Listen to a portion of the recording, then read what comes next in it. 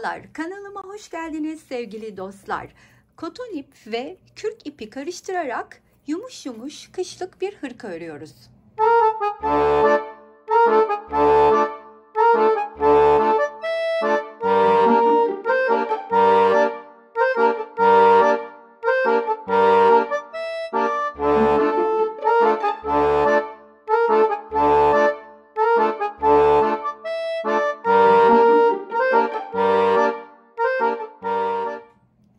Bu önümde görmüş olduğunuz hırka X small, hatta XX small 34 bedene uygun hazırlandı. Ancak ben videosunu çekerken daha 36-40 bedene uygun hale getireceğim. Daha hani kullanılan, alışık olduğumuz bedenlere. Bunun için önümdekini ve yapacağımız arasındaki minik farkları size anlatmak istiyorum. Videoya kısa bir ara. Sizlere katıl butonundan söz etmek istiyorum. Katıl butonuna tıklayarak oradaki seçeneklerden birini kendinize göre değerlendirip bana destek olabilirsiniz. Bütün katıl destekçilerime kucak dolusu sevgiler, teşekkürler. İlk olarak motiflerimizle, yani yeni yapacağımız hırkamızdaki motiflerim bir sıra daha büyük olacak. Bu otomatik olarak benim hırkamı büyütecek. Yani şunu söylemek istiyorum. Bu hırkada 3 sıra halinde ördüğümüz motifleri 4. sırasında birleştirdik. Burada ise motifleri 4 sıra halinde hazırlayıp 5. sırada birleşiyoruz. Yani bu ne demek oluyor? Aslında 5 sıra halinde hazırladığımız motifleri 6. sırada birleşirsek de otomatik olarak 42 beden üstüne hazırlıyor olabiliriz. Hırkamda kürk ip, bu hırkada elimizde kalan kürk iplerden kullandım. Şöyle göstermem gerekirse de Yarn Art'ın Fur'ünü yapacağımız, birlikte öreceğimiz hırkada bu rengini kullanıyor olacağım. Burada da krem tonunu kullandım. Yine Yarn Art Fable Fur kullanmış olduğum kremine bakarsanız satın alırken rahatlıkla görebilirsiniz. Zemin bütününde ise zemin olarak kullandığım Yarn Art Jeans'in 03'ü, Yarn Art Jeans'in ten rengi 87 olmalıydı diye hatırlıyorum ve 05'ini bir arada kullanıyorum. 87 ve 05'ten bir adet kullanacağız. Zeminde, hırkanın bütününde kullandığımda ise yani 03'ünden 8 adeti bitirdim. 9'uncudan da bir miktar kullandım. Onu söylemem gerekir küçük bedende. Şimdi bu hırkada hazırlanma şeklimiz, motiflerimizi örüp şeritler hazırlıyoruz. Şimdi yapacağımız olanı önüme alıyorum. Bunu kaldırıyorum. Buradaki fark, tekrar söylüyorum, boyu buradaki hırkaya göre 2 motif daha uzundur. Burada vereceğim ölçünün 2 motif daha uzunluğu hazırlamanız yeterli olacak. Yani toplamda 2, 4, 6, 8, 10, 12, 14 motif fazla. Burada 53 motif kullanırken burada ise 67 motif kullanmış oldum. Birlikte öreceğimiz hırkayı ise şöyle hemen yarım halde size göstereyim. Başladım. Bakın yarısı tamamlanmış. Hatta diğer yarısını birlikte örerken de hırkanın bütününü göreceğiz. Şimdi şunu şöyle görmeyelim. Ben şöyle göstereyim size. Upuzun bir şerit. Birazdan nasıl yaptığımızı göstereceğim ama ilk olarak iplerden bahsetmek istiyorum. Bütününde, hırkanın bütününde kullandığımız renk Yarn Art Jeans'in 49'u. Gri. 49 grisini kullanıyoruz. Şu kısmında ise antrasit olarak Yarn Art Jeans'in yine 28'i. Şu geçişi, ton sür tonu yaratan ise şu Alize Cotton Gold'un 21'i. Ve bunlarla birlikte de 3 milim tığ kullanıyorum. Kürk ipe geldiğimizde de 3,5-4 milim tığ kullanabilirsiniz. Tekrar göstermem gerekirse kürk ipimiz Yarn Art'ın Fable Fur'ü, numarasını vermem gerekirse de 967. Maalesef diğerinin numarasını veremiyorum. Kuşağı söküldüğü için kaybolmuş. Sadece şöyle bir yumak yeterlidir. Onu belirtmek isterim. Hatta bu kürk ipli kısmını yapmadan da isterseniz kürk ipsiz de örebilir. Oraya başka bir şey de ekleyebilirsiniz. O tamamen sizin zevkinize bağlı. Bir daha kışlık bir görüntü olsun diye kürk ip tercih ettik ve bu kürk ipi özellikle kol altındaki motiflere ve omuza Bir de kola kullanmadık. Çünkü oralarda kullandığımızda çok kaba bir görüntü ortaya çıkıyor. Bunu belirtmek isterim. Sadece ön şeritlerimizde olacak. Ön şeritlerden kastım da hemen şöyle size minik bir şemada anlatmak istiyorum. Toplamda 53 motifimiz var. Bu 53 motifimizin 11 tanesini, bakın 11 tane uzun bir şerit. Bu kürk ipli şerit. Buradan başlarken nasıl başlıyorum? En alta kürk var, kürk yok, kürk var, kürk yok, kürk var, yok, var, yok, var, yok, var. Böylelikle de bu 6. motif bizim omuz motifimiz ve omuz motifine kürk denk gelmiyor. Bunu belirteyim. 22 tane motifimizi bu şekilde hazırlıyoruz. Diğer hiçbir parçada kürk ipimiz yok. 9 çarpı 2 yani 3 çarpı 3 9 tane bir parça. Bu kol parçamız 18 tane. Şöyle 5 tane de onu hemen göstereyim. Hazırlamış olduğum bir tane olmalı diye hatırlıyorum. Şöyle, çok özür dilerim. 5 tanemizi şöyle, 5 tane değil, şu hazırladığım uzun olan var. Göstereyim. Bir tane de böyle kol parçamız var. Bu kol parçamızda hiçbir şekilde motif yok. Şunda uzun parçamız, bu bizim bu parçamız. Şu arkadaki de ben yerine ekledim. Çok özür diliyorum. Şu bizim arka orta parçamız. Bu arka orta parçamız bizim. Arka ortada da bakın onu yerine eklediğim için şöyle göstereyim hemen size. Onda 2 tane kürk denk getirdim arka ortaya. İsterseniz eklersiniz, istemezseniz eklemezsiniz. Onu da belirtmiş olayım. Bu şemadan en azından fikrimiz oluşur. Bu ortasından katlanıp 5 tanesi öne, 5 tanesi arkaya, 6.'sı omuzda kalarak ortada kalıyor. Birini bir tarafa, birini bir tarafa koyuyoruz.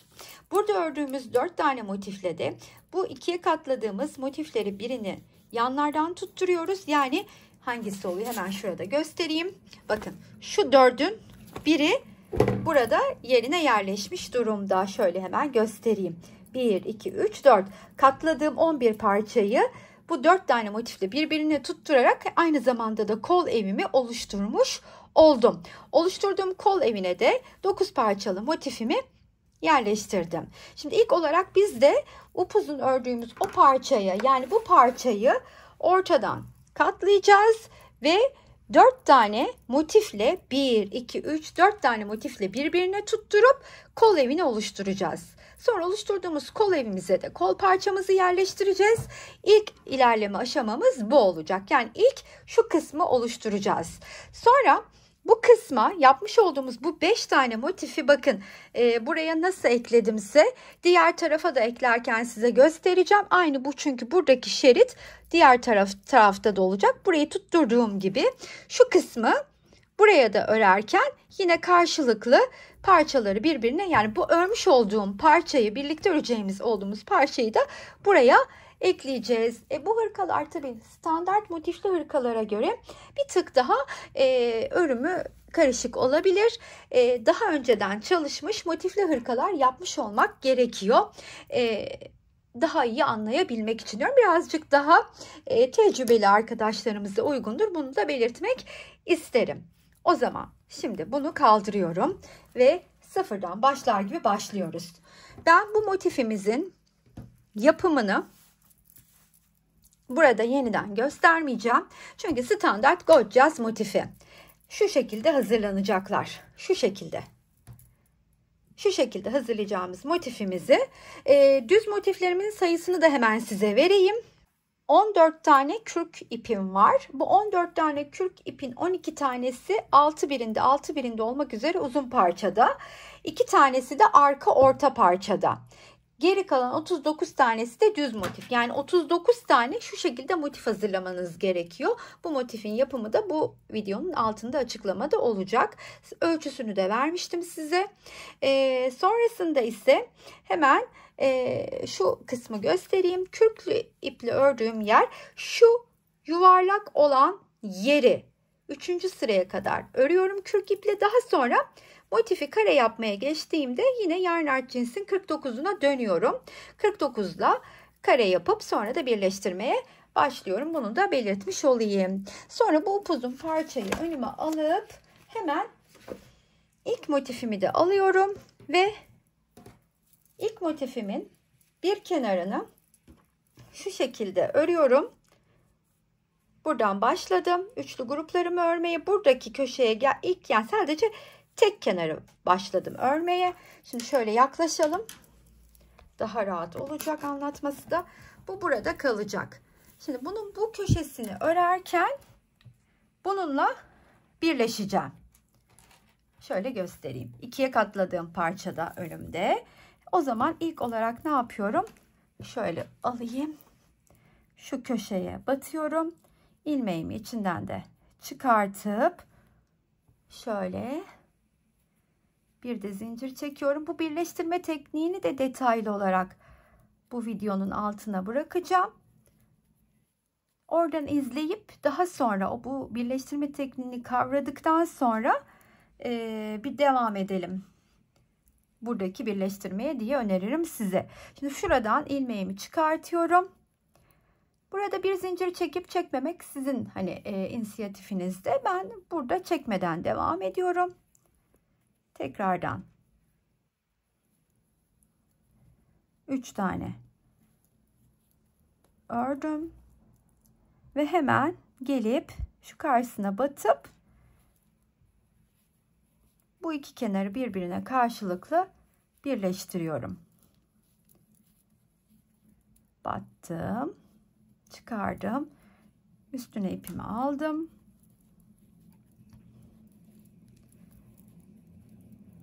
İki, 3 tığdan çıktım.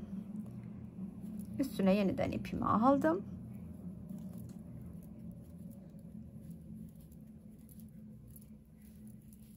İki, 3. Şöyle içinden çıkarttım. Köşeye geldim. Köşeye geldiğimde de 3 tane ikili trabzanımı ördüm. Bir zincirimi çektim. Şu birleştikleri orta noktaya batıyorum. İlmeğimi içinden çıkarttıktan sonra bir zincir çekiyorum ve bu kenarın bu sonuna kadar örmeye devam ediyorum.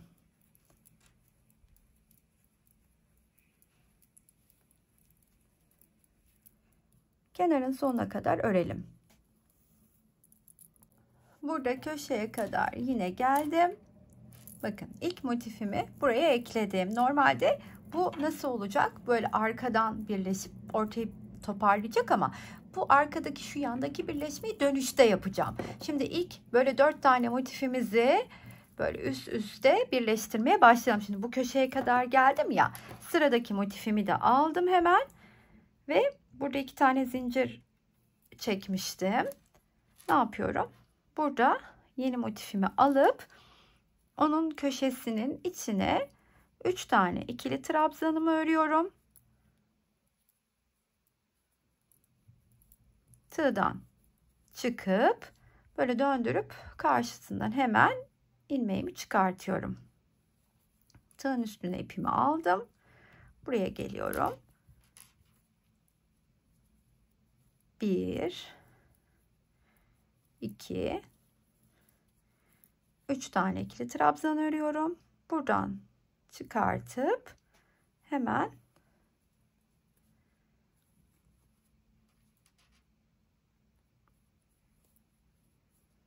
burada örmeden, ilmek çıkartmadan devam ediyorum. Tığdan çıktım. Buradan ilmeğimi çıkarttım. Ve hemen 1 2 3 buradan battım. İlmeğimi çıkarttım. 1 2 ve 3 buradan da ilmeğimi çıkarttım ve köşedeyim. Köşeye geldiğimde de önce 3 tane ikili trabzanımı örüyorum. Bir zincirimi çekip şöyle arasından da çıkarttıktan sonra Bir zincir daha çekiyorum burada ve bu köşeye gelip 3 tane ikili trabzan örüyorum. Şöyle tığdan çıkayım, neredeyiz göstereyim. Buradan başlayıp bir kenarı birleştirdim. Şimdi bu iki kenarı birleştiriyorum. Bunun için de hemen karşıdaki denk geldiği boşluğun içinden çıkarttım. Tığın üstüne ipimi aldım ve hemen 1 2 3 karşılıklı birleştiriyorum.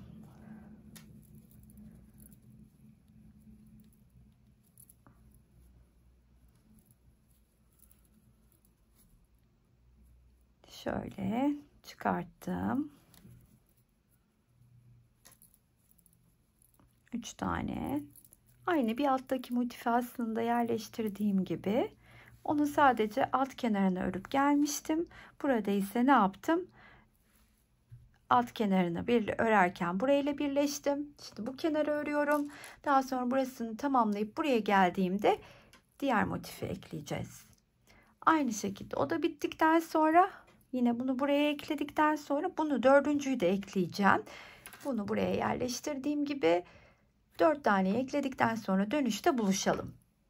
4 tane motifi aşağıdan başlayarak yerleştirdim. Son motifi böyle üst kenarını da geçtim. Köşeye de geldim. Bir de zincirimi çektim. Şimdi bu böyle katlıydı ya. Hemen şöyle göstereyim size. 11 parçalı motifimizdi ya. Şöyle göstereyim. Bakınız şimdi. Bu bir de bu 3 motif kol evim için kalmış oldu yukarıda. Şimdi bu kenarını bunun hemen şöyle çevireceğim. Bu arka tarafla da birleştireceğim ve ben bir tarafın kapağının yarısını halletmiş olacağım aslında. Önlü arkalı diyebilirim. Şimdi burada bir zincirimi hemen çektim. Tığdan çıkıyorum. Batacağım yer neresi? Tam olarak şu motiflerin kesiştiği yer. Ortaya batıp ilmeğimi de içinden çıkartıyorum. Daha sonra bir de zincirimi çekip yine buraya gelip hemen 3 tane ikili trabzanımı örüyorum.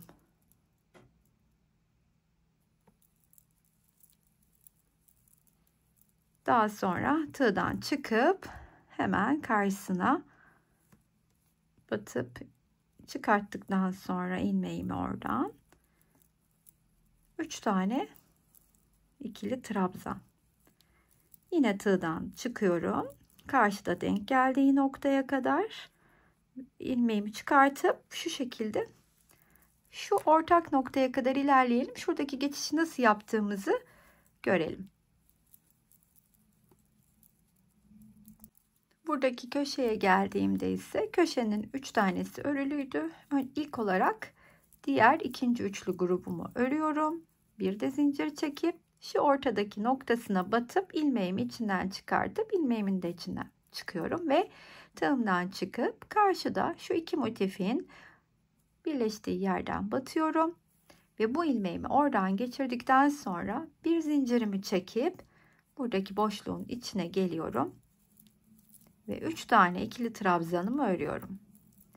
Yeniden tığdan çıkıp karşısındaki tam olarak denk geldiği noktanın içinden ilmeğimi çıkartıp karşılıklı göstermiş olduğum mantıkla birleştirmeye devam ediyorum. Şöyle size göstereceğim hemen. Bakınız.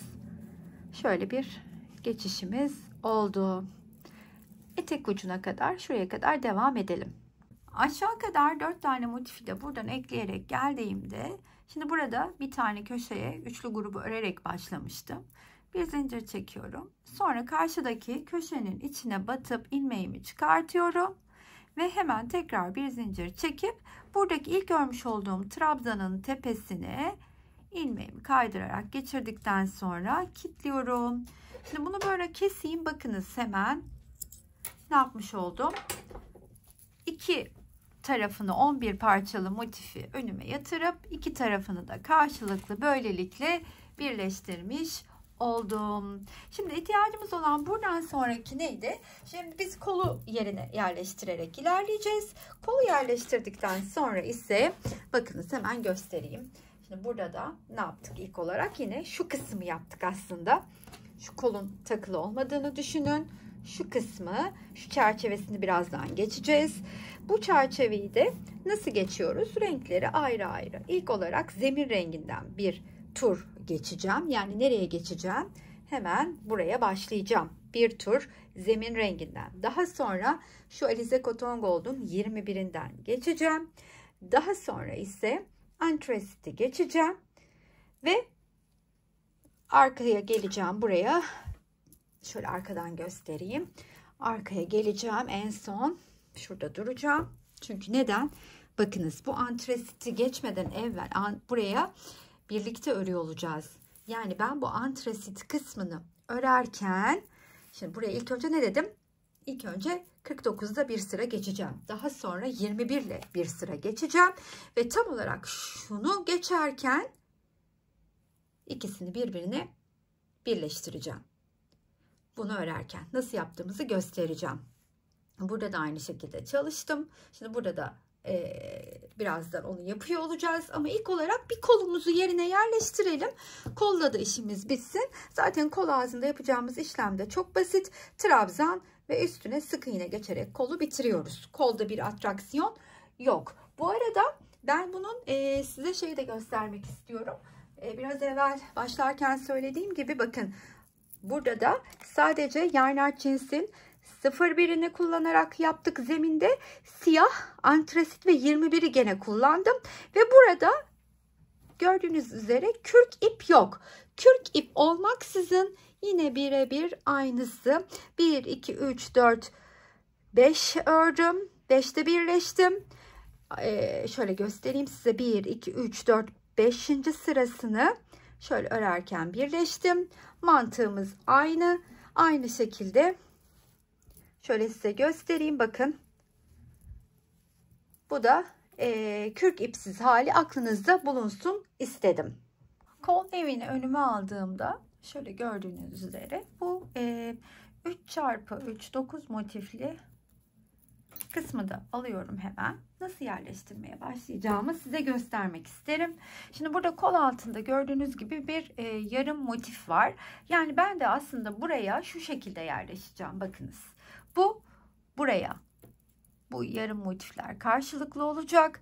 Bu tam motif. Buna eklenecek ve buradaki motifin bakın kola doğru inen motifin yarıya kadarı da bu kol altına, kol evinin altında kalan motife yedirilecek. Şu şekilde göstereyim size.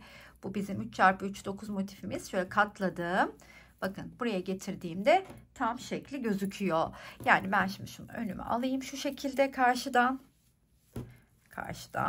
ve bunu da şu şekilde önüme aldığımda bunun yarısına kadar, yani ben burada fazla örmüşüm, yarısını sökeceğim. Buraya yedirmeye başlayarak öreceğim. Nasıl olacak? Yani ortası tam neresi? Şöyle önüme alıyorum.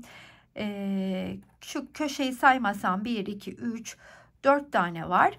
4'ün yani şu kısmından başlamam gerekiyor birleşmeye. Yani nereye kadar söküyorum? Şuraya kadar söküyorum. Şuraya kadar söküp oradan itibaren başlayacağım. Çıktım. Bakın battım ve arasından ilmeğimi çıkarttım. Tekrardan buraya geldim. 3 tane ikili trabzanımı ördüm. Çıktım tığdan.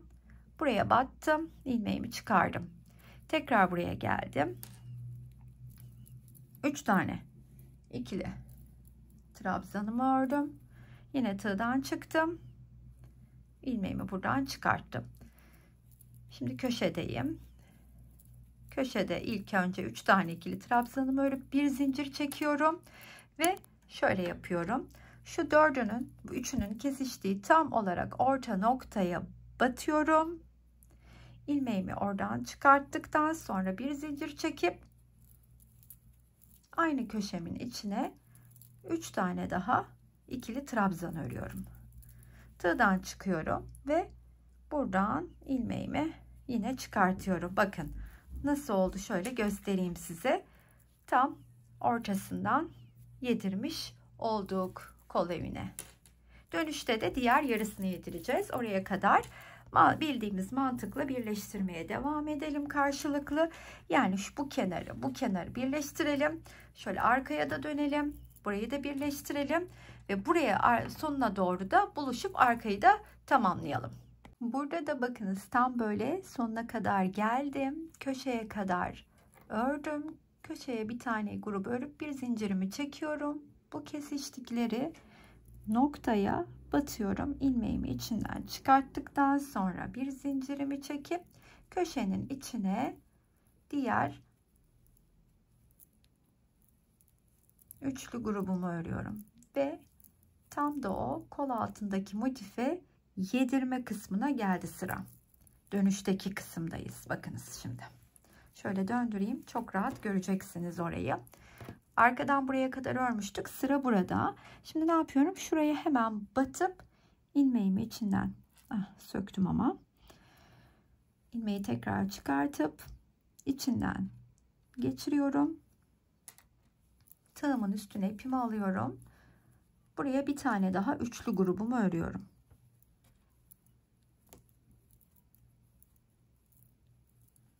Tığdan çıkıp karşısındaki şu kısma geliyorum ve yine birleştirdikten sonra artık burada son yedireceğim kısımdayım. Bu üçlüyü ördükten sonra tığdan çıkıyorum. Şu kısma bakın. İlk başlarken tutturduğum yere gelip bunu oradan geçiriyorum. Ve bu tam olarak yedirme kısmını önlü, arkalı bakınız. Hem arkadan hem önden tamamlamış oldum. Şimdi artık bu kol parçasını karşılıklı birleştirip kol formunu vermeye geldi sıra. 3 tane ikili trabzan, tığdan çıktım ve hemen karşısındaki yine denk geldiği yerden göstermiş olduğum mantıklı birleştirmeye kol ağzına kadar devam edelim.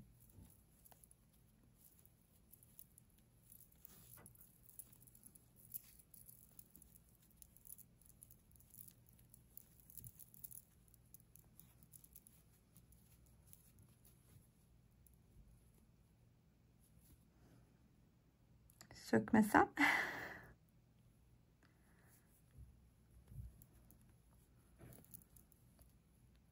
Hiçbir farklı bir şey yok. Şu koldaki kesiştikleri noktayı da birlikte geçelim istedim yine de. Şu kısmı. Bu köşenin diğer üçlüsünü yapıp bir de zincir çekip arasından kaydırarak çıkartıyorum. Daha sonra buradan tığdan çıkıyorum. Karşıdaki ikisinin birleştiği yere batıp ilmeğimi içinden çıkartıyorum. Bir de zincirimi çekip yeniden buraya üçlü grubumu örüyorum. Böylelikle kol ağzına kadar devam edeceğim.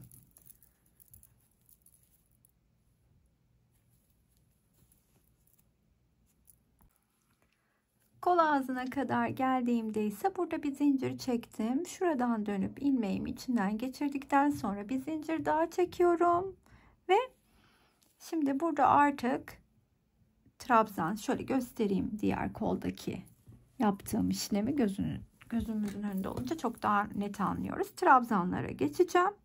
Her bir trabzanın üstünde bir adet ikili trabzan öreceğim. Buraya geldiğimde ise bir bu köşeye bir bu köşeye öreceğim. Ortadaki topladığım yere örmeden geçeceğim. Yani başlayalım hemen. Kaydırarak geldim. Şöyle yükselip üstüne aldım. Daha şu ilmeği üstüne alıp gelip burada da dibine batıyorum. Ve arkasından dolandırıp yalancı trabzanımı ördükten sonra her bir trabzanın tepesine ikili trabzanımı örüyorum bu sırada.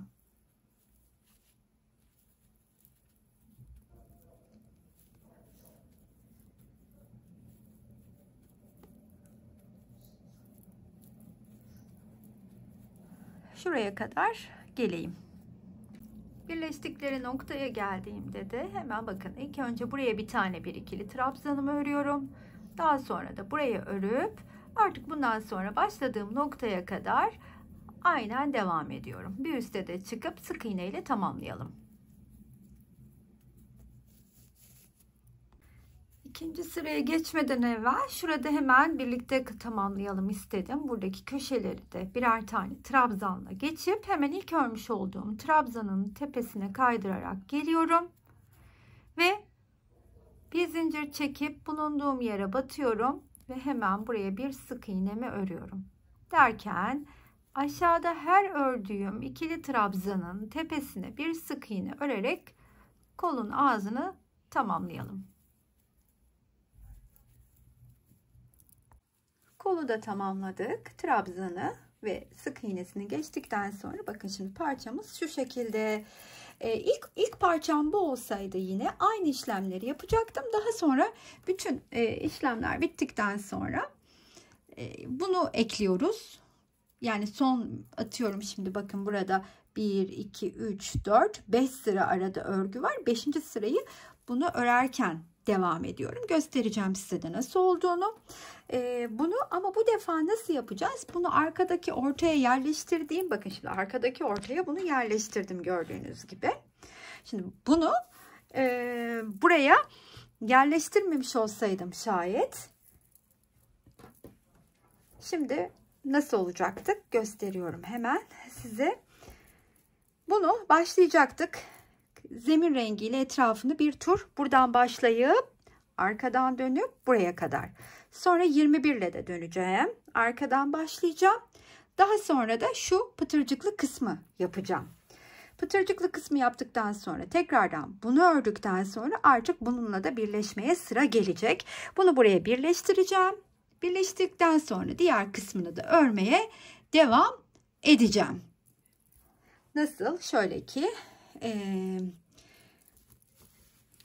ön tarafta ortadaki motif olmadığı için böyle öne doğru geliyoruz. Yani önünü çevirdiğimde içte kalan kısmını da şöyle göstermem gerekirse size, bakınız görüntümüz böyle. Hemen zemin rengiyle kendi rengiyle şu köşeden örmeye başlıyorum. İlk olarak bu köşenin içine bir adet ikili trabzanımı örüyorum. Daha sonra da trabzanların üstüne birer tane ikili trabzan örmeye başlıyorum. Şimdi şuraya kadar aynı şekilde gelelim. Şuradaki geçişi size göstermek istiyorum. İki motifin tam olarak birleştiği yere kadar geldim. Şimdi ilk önce buradaki köşenin içine bir tane örüyorum.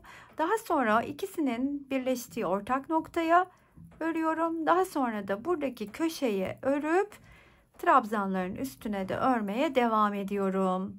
Şimdi bu biliyorsunuz benim, eğer ikinci parçam buna birleştireceğim. Eğer bu benim ilk parçam oluyor olsaydı, yani bu kadarını da yapmamış olsaydım, şu ortadaki beşliği de buna ekleyecek olsaydım, şimdi burada daha net anlatacağım size. Geldim böyle bunu mesela buradan ördüm döndüm. Buradaki etek ucuna geldim, bitti. Diğer renge geldim, aynısını yaptım, bitti. Ondan sonra şu pıtırcıklı kısma geldim, yaptım, burada bitti. Ve tekrardan şu koyu renk griyi ördükten, yani antresit altındaki koyu rengi ördükten sonra artık burayı örerken ne yapacaktım? Bu parçayı, bu 5 motifli parçayı alıyorum. Bu defa bunun burasını örerken bir taraftan da burayla birleşmeye başlıyorum. Bunun hem kenarını örüp hem de yani şuradan geliyorum, bakın. İlk bu son sırada burayı böyle örerken bir taraftan da üstteki motifle birleşiyorum. Üstteki motiflerle 5 tane motifi de birleştirdikten sonra buraya kadar artık etrafını ön tarafa, omuz, yani enseden gelen tarafı ön tarafa kadar hiçbir şey birleşmeksizin tamamlıyorum. Buraya geldiğimde ise ikinci parçayı yaparken ise nasıl yapacağımı şimdi birlikte görüyoruz. O zaman ilk bu turu bununla tamamlayalım. Bir üstünü de birlikte çıkalım. Sonuna kadar geldim. Burayı da birlikte bitirelim istedim. Şöyle hemen bu köşenin içine de, buradaki köşeye de bir tane yapıp bunu kilitliyorum. Şimdi bir üst sıraya diğer renge, yani bir koyu griye geçeceğim. Alize Cotton Gold'un 21'i. Bunun için de diğer taraftan elimin yönüne göre diğer tarafı önüme alıyorum ve hemen ilmeğimi çıkartıyorum. Şöyle tığın üstüne de ipimi alıp buradaki ilk trabzanımın tepesine batıp ikili trabzanımı örüyorum ve aşağıdaki her bir trabzanın üstüne ikili trabzan örerek son kısma kadar devam edelim bu renkle de. İkinci rengi de tamamladıktan sonra şimdi üçüncü renge geçerken antrasite tığımın üstüne ipimi aldım. İlmeğimi çıkarttıktan sonra ilk olarak altta 5 tane ikili trabzanın tepesine 5 tane ikili trabzan örerek başlıyoruz. Popcornlara geçmeden evvel ilk olarak 5 tane ikili trabzanımızı örelim yan yana. Hemen şöyle 1 2. Bu arada arkadan gelen ipi de tığımın üstüne alıyorum ki temiz bir örgü olsun. Gizleyerek devam edelim diye. 4 ve 5. Şimdi 5.'yi ördükten sonra 6. trabzanın tepesine geldiğimde yine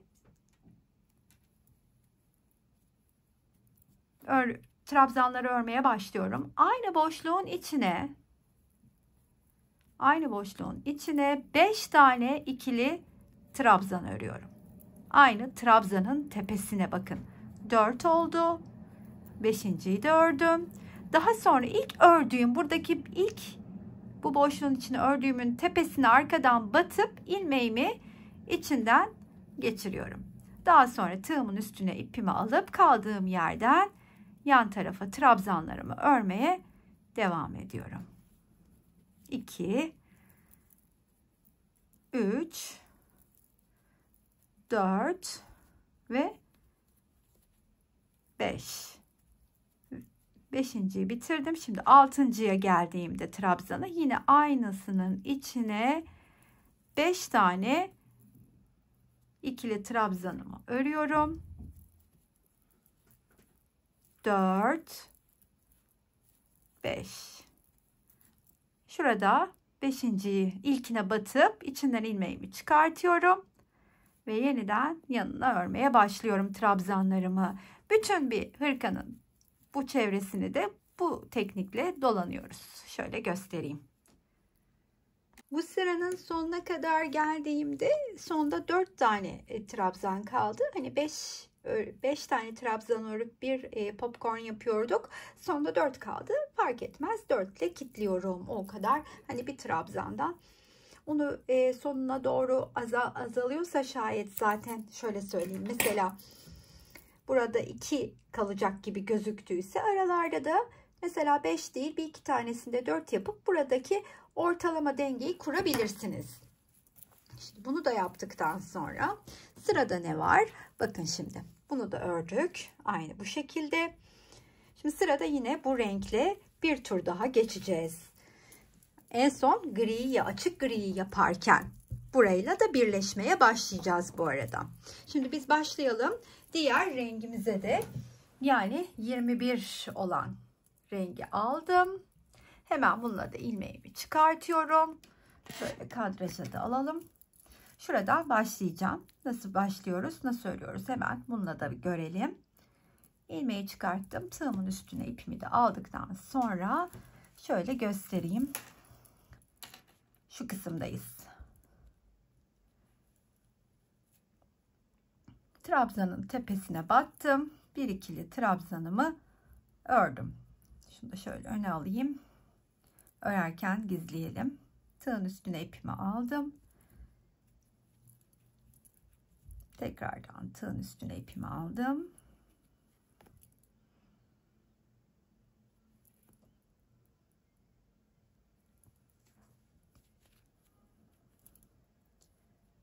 Her bir trabzanın üstüne bir ikili trabzan örüyorum. Şimdi şuraya geldiğimde geçişi nasıl yaptığımı göstereceğim. Şu arkasını topladığımızda şurada oluşan boşluğun içine batıyorum. Bir tane de onun üstüne örüyorum ve hemen yeniden trabzanların tepesini örmeye devam ediyorum. Sonuna kadar da başladığım nokta, yani bir sonraki etek ucuna kadar da yeniden devam ediyorum.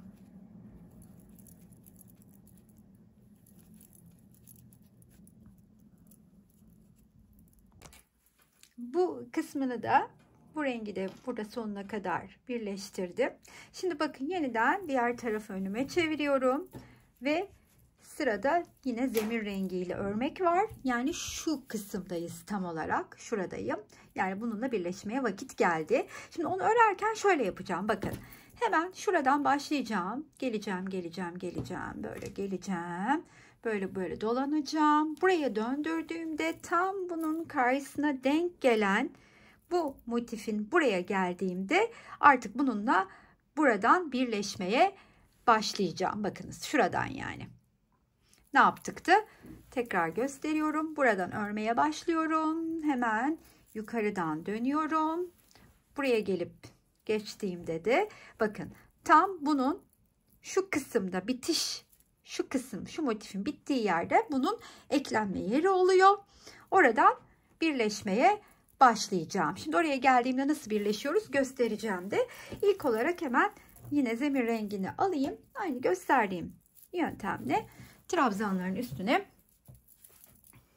ikili trabzan örerek devam ediyorum. Şimdi buradan başladım. Bakın, buradaki etek ucundan başlıyorum. Şöyle üstüne ip alıp geldim. Tekrardan bu ipi öne alayım. Bu benim ön yüzüm olmuş oluyor. Şu anda ben ön yüzü örüyorum. Öbür tarafına döndüğümde hemen şu motiflere birleşmek için geliyorum. Arkasını döndürdüğümde tam işte buraya geldiğimde bakın, şu motifin birleştiği şu kısım var ya, şuradan gelen trabzanı buluyorum ve buraya artık karşılıklı birleşmeye başlayacağım. Nasıl? Şöyle ki, hemen burada bir tane trabzanımı ördüm.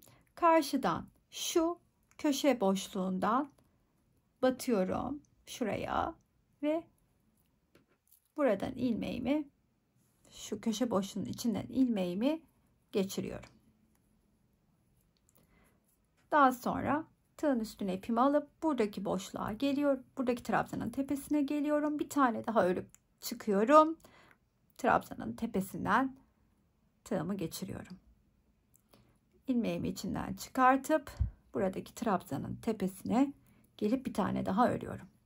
Daha sonra tığdan çıkıyorum ve ilmeğimi içinden kaydırarak geçirdikten sonra hemen buraya geliyorum. Yine ikili trabzanımı örüp tığdan çıkıyorum. Karşılıklı denk geldiği noktaya batarak trabzanlarımı örmeye ve aynı zamanda da iki parçayı da birbirine birleştirmeye başlamış oldum. Aşağıya kadar aynı bu mantıkla birleştirmeye devam ediyorum.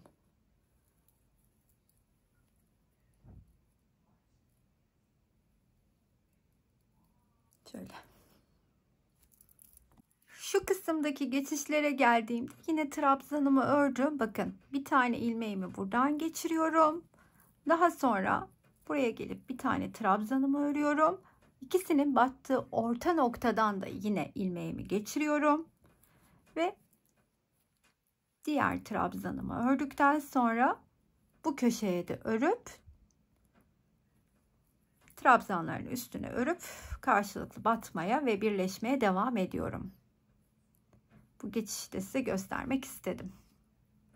İki parçayı birbirine eklemiş olduk. Şimdi sırada etrafını, yani şu hem yaka açıklığını toparlayacağız hem de etrafını bir tur daha geçeceğiz. Şu hırkada göstereyim, daha iyi anlayacaksınız. Şöyle bir kalınlaştırma yapacağım etrafında. Bunu nasıl yapacağım? Şöyle göstereyim. Şu atraksiyonlu geçişi etek ucundan geleceğim.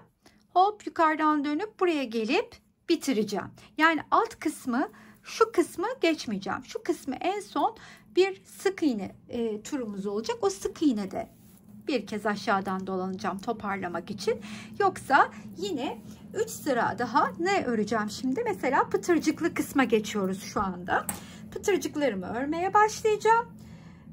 Daha sonra da diğer kısımları, yani sırasıyla işte şuradan gösterirsem daha iyi anlarsınız. Pıtırcık, zemin rengi gri, daha şu bir tık koyu gri ve zemin rengi sık iğne ile de finalleyeceğiz.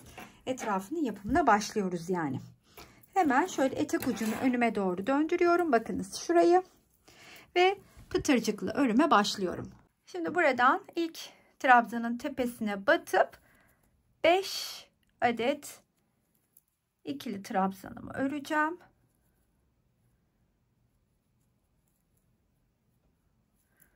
Bunu da şöyle saklayarak ilerliyorum.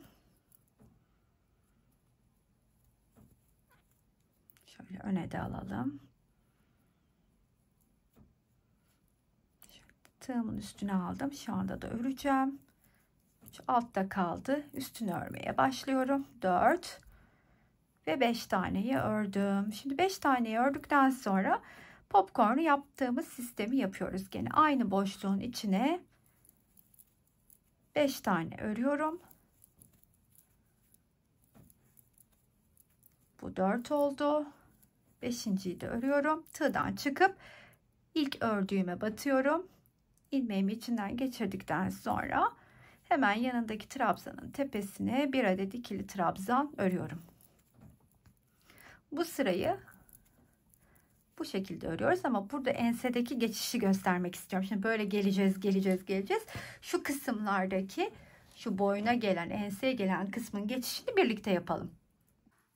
Tam olarak bu ensenin bulunduğu yere geldiğimde şimdi bir tane burada popcornumu yaptım. 5 tane zincirimi çektim. Tam olarak buraya, birleştikleri yere denk geldim. Şimdi burada ne yapacağım? Bir farklılık olarak burada bir tane buraya öreceğim. Daha doğrusu 2 buraya öreceğim. 2 bu boşluğa. Üçüncü şu kesiştikleri orta yere. Dördüncü ve 5. buraya. Sonrasında geri geleceğim. 1, 2, 3, 4, 5'i bulup batacağım tepesine ve bu şekilde burayı toparlayacağım. Sonrasında da hemen yanına gelip trabzanlarımı örmeye devam ediyorum. Nereye kadar? Diğer şu kısma kadar. Orada da aynı işlemi yapacağım. 3, 4, 5. Şimdi hemen sıra popcornumda. Normalde popcorn'a geldiğimde aynı trabzanın tepesine batıp 5 tane ikili trabzanımı örüyorum. Köşeye denk getirip de orada bir toparlama yaparak geçiş sağlıyorum. Şimdi bir şekilde bu taraftakini de köşeye denk getireceğim. Başka bir şey daha göstereceğim size. Bu şekilde buraya denk gelmez de mesela burada hemen göstereyim, elimde örnek de varken şu şekilde olursa da eğer bu defa buraya yapıp 5'i yaparken buradaki toplamayı bakın, şurada 2 tane trabzanı bir örüp kesme yapıp devam da edebilirsiniz. O da bir gözünüzün önüne hani bir en azından ne yapabilirsinizin cevabı olsun istedim. Şimdi burada 3'ü ördüm, 4'ü örüyorum ama 4 tane trabzanla bırakacağım çünkü şuradaki geçişi de yapmak istiyorum. 1, buradaki geçişi de popcornla yapmak istiyorum. 3, buradaki noktaya da batacağım. 4 ve 5'i yapıp burada bir toparlama yapıyorum. Şimdi 1, 2, 3, 4, 5'e geldim, battım. Hemen her iki tarafında ortaya 2 tane denk getirdim ve kesiştikleri yere de popcornlarımı kondurdum diyebilirim. Şimdi etek ucuna kadar da aynı şekilde devam edelim.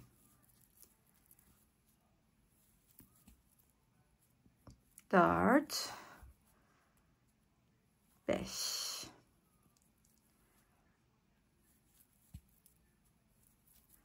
Şöyle devam ediyorum. Bu turumuzu da tamamladık. Şimdi yine şöylecene göstereyim. Buradan başlayıp böylecene gelecek trabzan sıramız var. Bir üst sıraya, yani neyle geçiyorum? Hemen şu 21'de sıra. 21'imi örerek bir sıra daha etrafını geçeceğiz birlikte. Şimdi hemen ipimi alıyorum.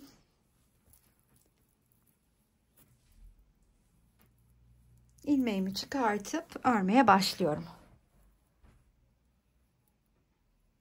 Şöyle ilmeğimi çıkarttım. Kadrajımızla yakınlaştıralım. Her bir trabzanın üstüne bir trabzan örerek bir tur atacağım. Hiçbir farkı yok artık. Buradan sonrası çok kolay. Her bir ilmeğin üstüne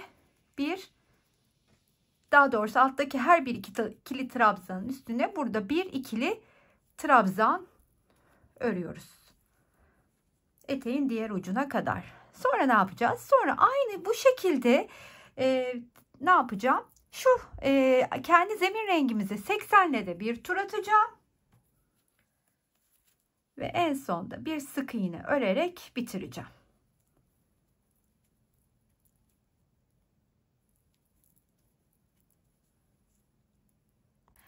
Bu sırayı da tamamladıktan sonra artık sık iğneye geçip, çünkü yeteri kadar büyüklüğe geldiğini gördüm ve bir sıra daha trabzana gerek olmadığına kanaat getirdim. Siz tabii ki dilediğiniz gibi bu kısımda oynayıp genişletme yapabilirsiniz. Bunu da belirteyim.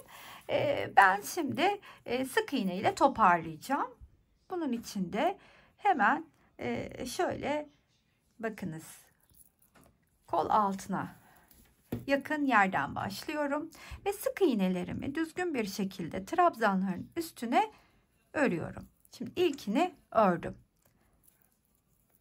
Hemen sırasıyla trabzanların üstüne örerken köşeye, burada da birleştikleri ortak noktaya da batıp öreceğim. Daha sonra buradaki köşeye, trabzanların tepesine, burada da trabzanların tepesine şöyle ilerliyorum. Burada artık aynı şu kısımdaki geçişi göstermek isterim. Şimdi burada da tekrardan şuraya geldiğimde buradaki boşlukların içine de düzgün bir şekilde ilerlemek için sık iğnelerimi trabzanların aralarına yaparak örmeye devam ediyorum. Görüntü bozulmaması için ona dikkat ederek şu şekilde örüyorum. Buraya doğru ilerlerken de şimdi bakın hemen yine örüyorum sık iğnelerimi. Şimdi burası köşe gibi de olacağı için burayı bir miktar köşede fazla dolduruyorum ki kasma yapmasın diye. Daha sonra trabzanın tepesine sıra geliyor. Artık buradan itibaren farklı hiçbir şey yok. Trabzanlarımın tepesine, her bir trabzanın tepesine bir sık iğne örerek devam edeceğim. Farklı bir işlemim olmayacak. Başladığım noktaya kadar sık iğnelerimi örüp tamamlayayım.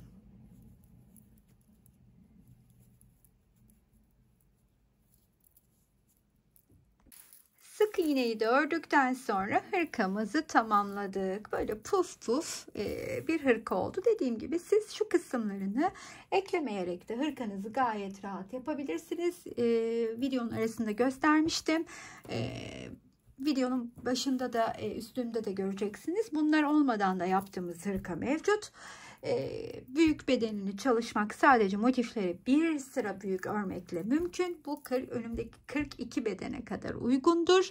Bunu da belirtmek isterim. Toplamda zemin renginden 10 adet gitti. Yani 500 gram civarı.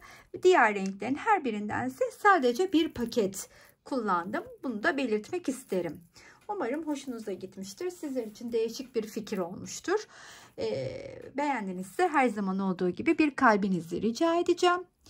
Yorum ve beğenilerinizi tabii ki esirgemezseniz, bir de abone olmayı unutmazsanız beni çok ama çok mutlu edersiniz. Buraya kadar izleyen herkese çok teşekkür ediyorum.